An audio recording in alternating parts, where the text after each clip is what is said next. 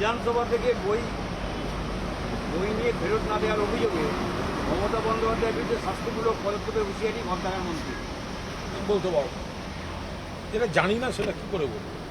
কে নিয়েছেন, কার নাম করে নিয়েছেন, কীভাবে জানা যাবে? এটা খোঁজ নিয়ে দেখতে হবে। এরকম দুম করে কোনো প্রশ্নের এইভাবে উত্তর দেওয়া যায় না। আর মমতা বন্দ্যোপাধ্যায় তিনি নিজেই তাঁর বই পড়তে ভালোবাসেন, বই পড়াশুনো লেখালেখির মধ্যে থাকেন, ফলে এই ধরনের দুম করে একটা অভিযোগ করে দিল তার আদৌ কিছু না দেখে। বিষয়টা খোঁজ নিয়ে নেওয়া উচিত। সেই সঙ্গে তিনি তার কটাক্ষ যে লাইব্রেরিতে রাখা হবে না এপাং ওপাং ঝাপাং। কি লাইব্রেরিতে রাখা হবে না এপাং ওপাং ঝাপাং? দেখুন, এগুলো হচ্ছে সম্পূর্ণভাবে রাজনৈতিক উদ্দেশ্য প্রণোদিত। তার কারণ বাচ্চাদের কবিতা যারা লেখেন তারা অনেক সময় এমন কিছু লেখেন, সেটা হয়তো তখনকার বড়দের সেই সময় দেখলে মনে হয় যে এটা কিরম যেন লাগছে, কিন্তু তারপর দেখা যায় বাচ্চাদের চিন্তা ভাবনা মজা অনুভূতির সঙ্গে সেটা ম্যাচ করে গেছে। হাট্টিমা টিম তারা মাঠে পাড়ে ডিম। এবার বুঝুন, হাট্টিমা টিম কেউ দেখেছেন? তার ডিম কেউ খেয়েছেন? তা কেউ তো লিখেছিল হাট্টিমা টিম তারা মাঠে পাড়ে ডিম, তাদের খাড়া দুটো সিং, তারা হাট্টিমা টিম। তো সুতরাং সেই সময় যদি কারোর মনে হয় থাকে হাট্টিমা টিম সেটা কোনো ইয়ে নয়। ফলে মমতা বন্দ্যোপাধ্যায় বা যারাই বাচ্চাদের জন্য যখন কিছু লেখেন, এমন কিছু শব্দ থাকে বাচ্চাগুলো তাদের উচ্চারণের সুবিধা হয়, একটা তাৎক্ষণিক আমোদ থাকে, তার মধ্যে দিয়ে মজার মধ্যে দিয়ে কিছু শেখে। ফলে সবসময় সেগুলো যারা এইটা সমালোচনা করছেন, আমাকে এক পিস হাট্টিমা টিম এনে আমায় এটাকে পাঠাবেন, আমি গিয়ে একবার দেখে আসবো, আর তার ডিমের একটা অমলেট খাওয়াবেন আমার। রাখি বন্ধনকে ঘিরেও ছাত্র সংঘর্ষ বারাসাত বিশ্ববিদ্যালয়ে, এবিভিপি টিএমসিপি সংঘর্ষ, দুপক্ষে 3 জন আহত। দেখুন, রাখি বন্ধন এটা চিরকালীন উৎসব। এটা দেশভাগ রুখতে, বঙ্গভাগ রুখতে রবীন্দ্রনাথ ঠাকুর যেটা শুরু করেছিলেন, সেটা এখন বন্ধুত্ব, ঐক্য, প্রেম, সৌহার্দ্য, সংহতি, সম্প্রীতি সবের প্রতীক হয়ে গেছে রাখি বন্ধন। আরে বিজেপি এমন ভাব করছে যেন সবে ওরা ক্ষমতা এসছে, বাংলা এবার রাখি বন্ধন হবে। আরে ভাই, চিরকাল যেগুলো হয়ে এসছে, গত বছরের ছবিও দেখো না তোমাদের কোনো নেতার হাতে, ফেসবুক খুলে দেখো, এইখান থেকে এত অব্দি রাখি আছে। তা বাংলায় রাখি না হলে তুমি পড়লে কোথার থেকে? বিজেপি এমন ভাব করছে যেন হঠাৎ রাখি বন্ধন এগুলো সমস্ত বিজেপি দখলদারি করতে যাচ্ছে, গাজোয়ারি করতে যাচ্ছে, বিকৃত কথাবার্তা বলে প্ররোচনা দিচ্ছে বলে এই ধরনের সংঘাত হচ্ছে। যেহেতু দলীয় তহবিল কীভাবে ব্যবহার হবে, হাইকোর্ট সুযোগ তহবিলকে স্পেশাল অফিসার নিয়োগ করেছে, ফলে আপনাদের তরফ থেকে একটা চিঠি দিয়ে 90 লক্ষ টাকা চাওয়া হয়েছে তার থেকে জুন জুলাইয়ের খরচ হিসাবে বাকি। আর পাশাপাশি শোনা যাচ্ছে ঋতুব্রত বন্দ্যোপাধ্যায়রা সুযোগ তদন্তের সময় চেয়েছে, সেখানে ওরা 15 লক্ষ টাকা চাইতে চলেছে প্রতি মাসের খরচ হিসাবে। এই তহবিল কার কীভাবে খরচ হবে? দেখুন, একটা বেঈমান গদ্দার যারা মমতা বন্দ্যোপাধ্যায়ের দলের, মমতা বন্দ্যোপাধ্যায়ের প্রতীকে জিতে এসছে এবং ইলেকশনের আগে তৃণমূলের এই অ্যাকাউন্ট থেকে 25 লক্ষ করে টাকা পেয়েছে, এরা বিজেপির কথায় ডিস্টার্ব করার জন্য নেমেছে। ফলে এরা মানুষের কাজ, মানুষের ইস্যু, বিজেপি সরকারের জনবিরোধী কাজের বিরোধিতা, এগুলোতে আপনারা এদের খুঁজে পাবেন না, এই বালিশ শিবিরকে খুঁজে পাবেন না।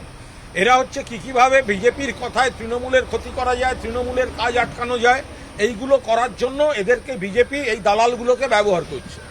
আর ঋতুব্রত বন্দ্যোপাধ্যায় একটা ধর্ষণের মামলার আসামি, দল বদলু, বালিশ চেটে ভিডিও করে বিখ্যাত, তাকে গলায় বকলস পরিয়ে বিজেপি তাদের দিয়ে দালালি করাচ্ছে।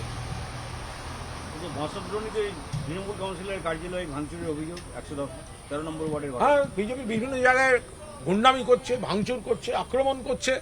আপনারা দেখুন, কাল যেমন বাঁশদ্রোণীতে হয়েছে, তেমনি আরও একাধিক জায়গায় কাল তৃণমূলের কংগ্রেসের পার্টি অফিস দখল হয়েছে, ভাঙচুর হয়েছে, হামলা হয়েছে, এমনকি মানে নেতা বা কর্মীদের মারধর করা হয়েছে। একের পর এক ভিডিও সবগুলো সামনে আছে।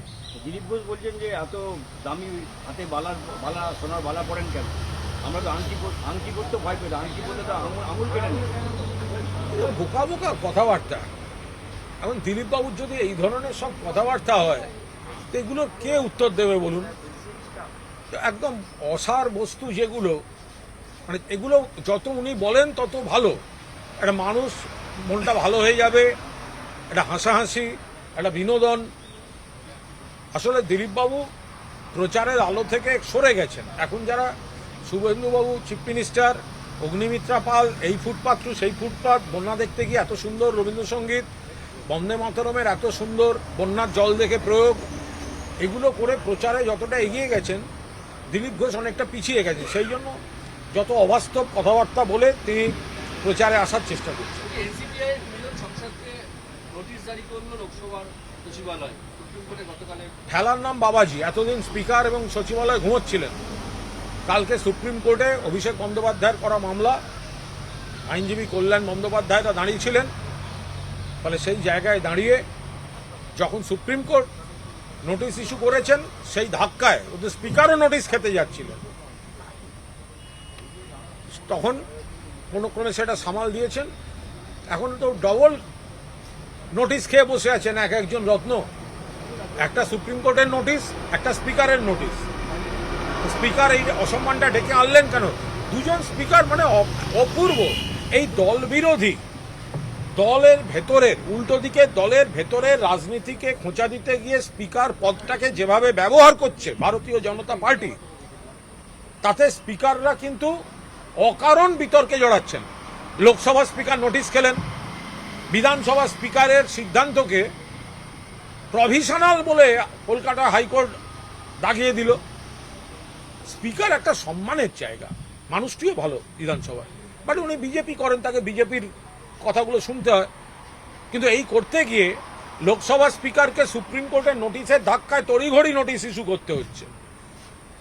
বিধানসভা স্পিকার একটা কোনো সিদ্ধান্ত জানালে আমাদের প্রতিবাদ শুনলেন না, কোর্ট বলে দিল প্রভিশনাল। এগুলো তো ওনাদের স্পিকারের রায়, স্পিকারের সম্মান, এগুলো তো নিশ্চয়ই খর্ব হচ্ছে এতখানি। তাহলে কোর্টে যেতে হচ্ছে, কোর্ট থেকে রায় আনতে হচ্ছে, তাহলে এটা করছেন কেন আপনারা? বলছি যে একটা লাভ জিহাদ নিয়ে অনেকদিন ধরেই বিজেপি কথা বলে এই রাজ্যে, এবং একটা অভিযোগও লাভ জিহাদের এসছে দক্ষিণ 24 পরগনা, এবং সুন্দরবন কোস্টাল থানাতে একটা স্ত্রী অভিযোগও করেন, এবং কলকাতা হাইকোর্টের ভিত্তিতে তদন্ত শুরু করতে বলে। এই কোথাও কি ধর্মান্তকরণটা বৃদ্ধি পাচ্ছে আমাদের রাজ্যে? এইভাবে বলা মুশকিল।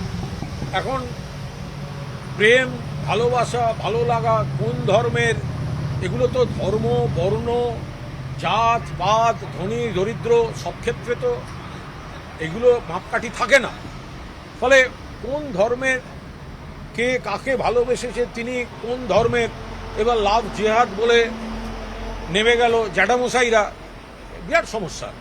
ফলে যারা প্রেম করছে তাদের বিবেচনা করতে বলুন, আপনার আপত্তি থাকলে তারা যদি সব দিক বিবেচনা করে তাদের সিদ্ধান্তটাকে সঠিক বলে এবং তারা প্রাপ্তবয়স্ক হয়, তাহলে সেখানে জ্যাঠামি না করাই ভালো। কিন্তু এক্ষেত্রে মহিলা নিজেই অভিযোগ করছেন কি জোর করে ধর্মান্তকরণের। তাহলে তো লাভ জিহাদ কথাটা থাকে না। এখন লাভ জিহাদ মানে যে যার ধর্মে আছে সে তাদের বিষয়, ব্যক্তিগত। এর সঙ্গে রাজনীতির কোনো সম্পর্ক নেই, এর সঙ্গে রাজনীতির কোনো সম্পর্ক নেই। যদি দুটি ভিন্ন ধর্মের কেউ প্রেম করেন, করতে পারেন, তারা নিজেরা কথা বলে নেবেন কে কোন ধর্মে থাকবেন, কে কোন ধর্মে থাকবেন না। এটার সঙ্গে রাজনীতির কি সম্পর্ক? স্বাধীনতা রয়েছে, অধিকার রয়েছে। এখন সেই অধিকার বা স্বাধীনতাটাকে অপব্যবহার বা বিকৃত না হলেই হলো। ইদানিং বিভিন্ন জায়গায় মুখ্যমন্ত্রী তিনি বলছেন যে আমি লাভ জিহাদ করতে দেবো না কিছুতেই। এই যে গোবরের এই ধরনের সংস্কৃতি ছিল, লাভ জিহাদ বলে শব্দটা, সেটা কি আমি আবার বলছি, পার্টিকুলারলি কাকে কোন ধর্মান্তরিত করতে বলা হয়েছে আমি এর মধ্যে ঢুকবো না। এগুলো সব ব্যক্তিগত পারিবারিক ব্যাপার।